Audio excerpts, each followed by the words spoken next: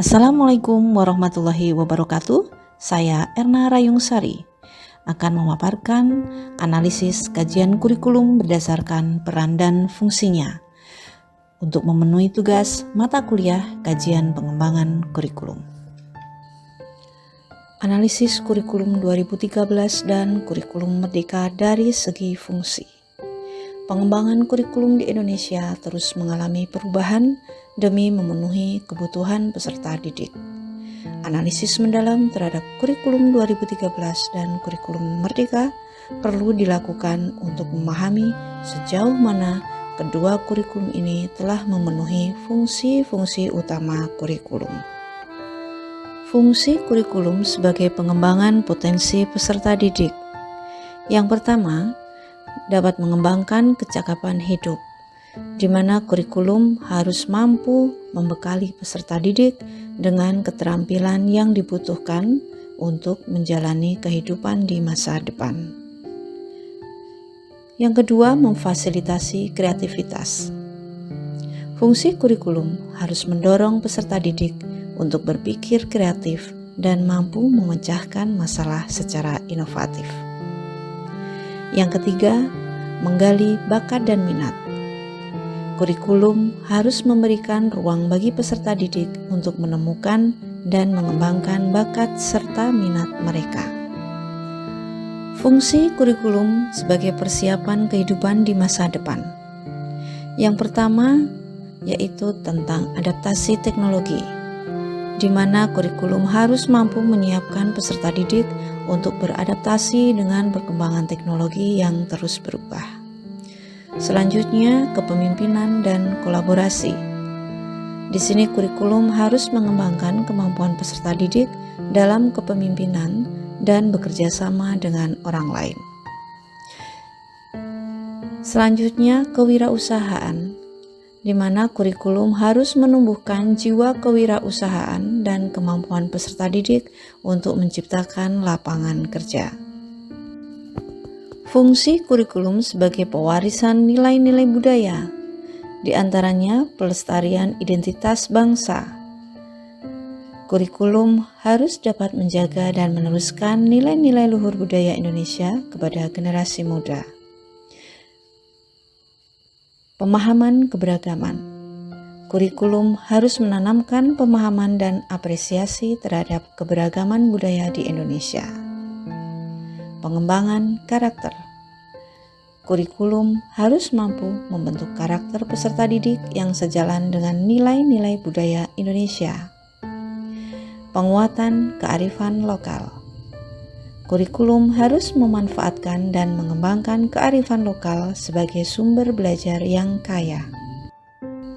Dari paparan terkait dengan fungsi kurikulum, di sini akan disampaikan terkait dengan kesesuaian kurikulum 2013 dengan fungsi.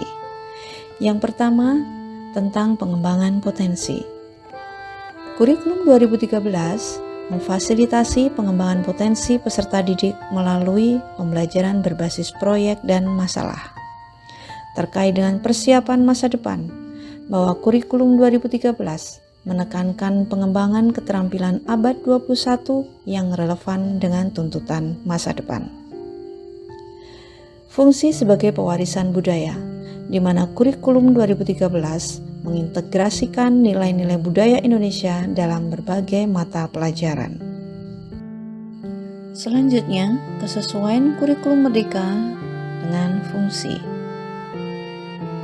Fungsi sebagai pengembangan potensi, di mana kurikulum merdeka memberikan keleluasaan bagi peserta didik untuk mengembangkan potensi diri sesuai minat dan bakatnya.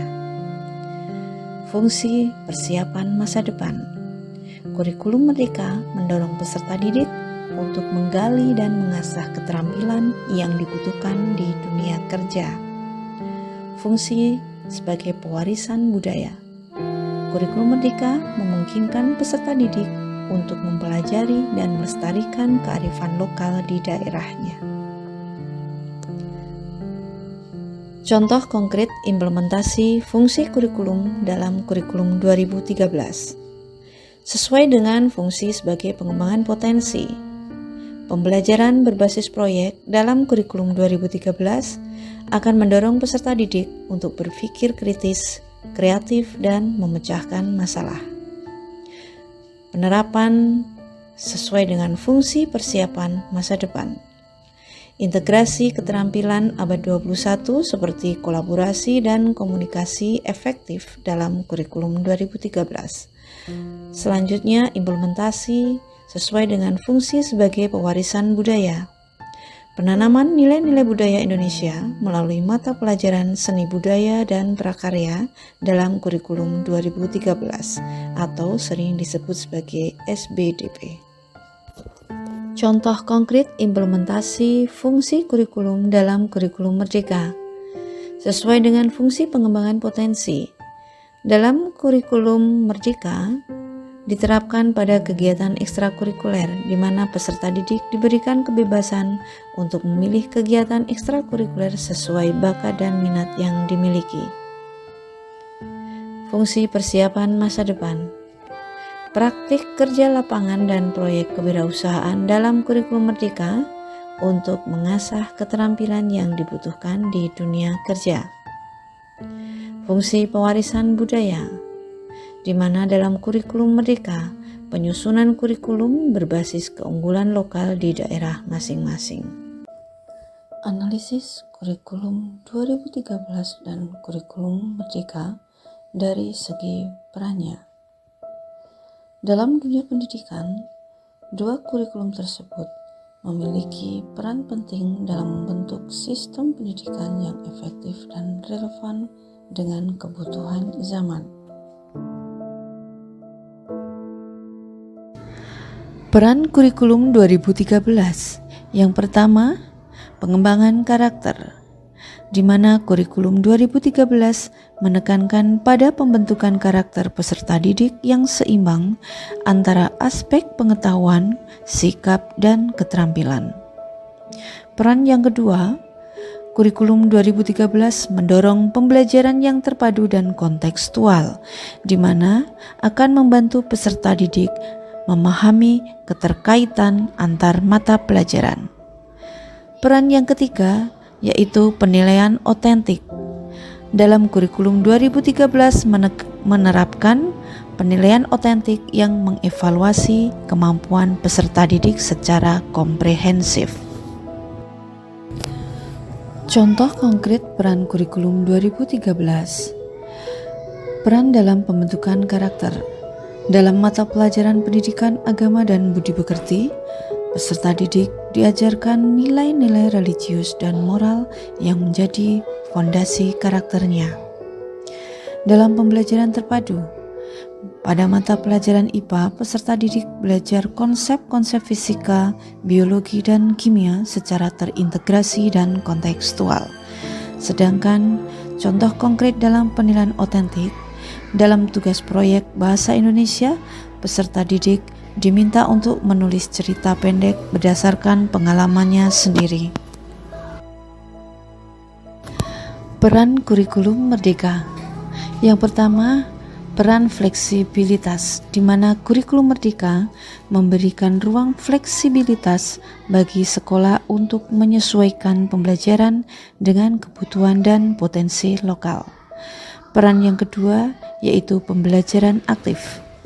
Kurikulum Merdeka menekankan pembelajaran aktif yang berpusat pada peserta didik dan mendorong untuk lebih mandiri. Peran pengembangan bakat, di mana kurikulum Merdeka mendorong peserta didik untuk mengeksplorasi dan mengembangkan bakat serta minatnya secara mendalam.